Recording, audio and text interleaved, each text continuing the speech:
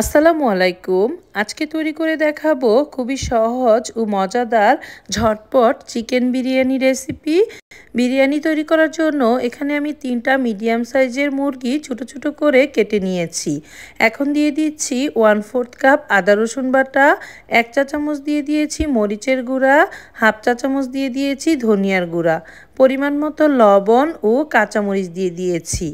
Half cup টক দই ও 1 cup দিয়ে দিয়েছি পেঁয়াজ বেরেস্তা। এখানে আমি কিছু আস্ত গরম মশলা দিয়ে দিয়েছি আর 1 প্যাকেট বিরিয়ানি মশলা দিয়ে দিয়েছি। বিরিয়ানি মশলাটা আপনারা যে কোনো ব্র্যান্ডের ব্যবহার করতে পারবেন। 1 কাপ দিয়ে দিয়েছি তেল আর 2 টেবিল চামচ দিয়ে দিয়েছি এখানে টমেটো সস। এখন আমি সমস্ত উপকরণ একসাথে ভালোভাবে মিশিয়ে নেব। একটু সময় নিয়ে ভালোভাবে মিশিয়ে নিতে হবে। আপনারা চাইলে এ পর্যায়ে 1 ঘন্টার জন্য ম্যারিনেট করতে পারেন। আমি সরাসরি চুলায় বসিয়ে দিচ্ছি। এখন ঢাকনা দিয়ে হাই ফ্লেমে 5 মিনিট রেখে দেব।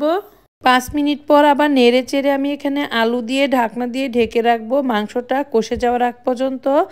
মাংসটা যখন কষানো হয়ে যাবে তখন এখানে আমি জিরা গুঁড়া ও 2 কাপ দুধ দিয়ে দেব। আমি কোনো পানি ব্যবহার করব না। এই বিরিয়ানিটা আপনারা মাত্র 1 ঘন্টার মধ্যেই তৈরি করে নিতে পারবেন। এখন নেড়েচেড়ে ভালোভাবে মিশিয়ে ঢাকনা দিয়ে ঢেকে দেব পানিটা শুকিয়ে যাওয়ার আগ পর্যন্ত। এখন এ পর্যায়ে এসে ঢাকনা খুলে পেঁয়াজ বেরেস্তা দিয়ে নামিয়ে রেখে দেব। এখন আমি বিরিয়ানির জন্য পোলাও রান্না করব।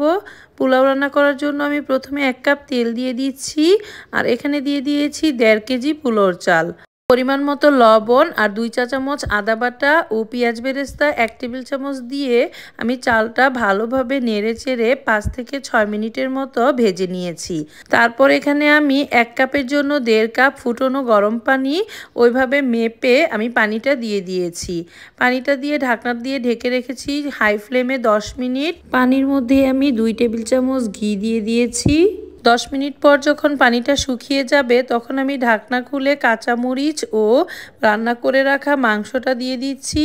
এখন ভালোভাবে নেড়েচেড়ে মিশিয়ে নিচ্ছি। মেশানো হয়ে গেলে উপরে পেঁয়াজ বেরেস্তা দিয়ে ঢাকনা দিয়ে ঢেকে রাখবো 20 মিনিটের জন্য। এই সময় চুলার আঁচটা লো ফ্লেমে রাখতে হবে। আপনারা চাইলে একটা পুরনো তাওয়া পাতিলের নিচে দিয়ে দিতে পারেন, তাহলে পাতিলে কোনো পোলাও পুড়া লাগবে না। 20 মিনিট পর ঢাকনা খুলে আবার নেড়েচেড়ে মিশিয়ে নিচ্ছি। আমার বিরিয়ানির পোলাওটা একদম পারফেক্ট সিদ্ধ হয়ে গিয়েছে। এখন আমি উপরে ডিম দিয়ে দিচ্ছি আর সামান্য পেঁয়াজ বেরেস্তা দিয়ে পরিবেশন করব। ডিমটা আপনারা চাইলে একটু ভেজে দিতে পারেন সামান্য লবণ দিয়ে।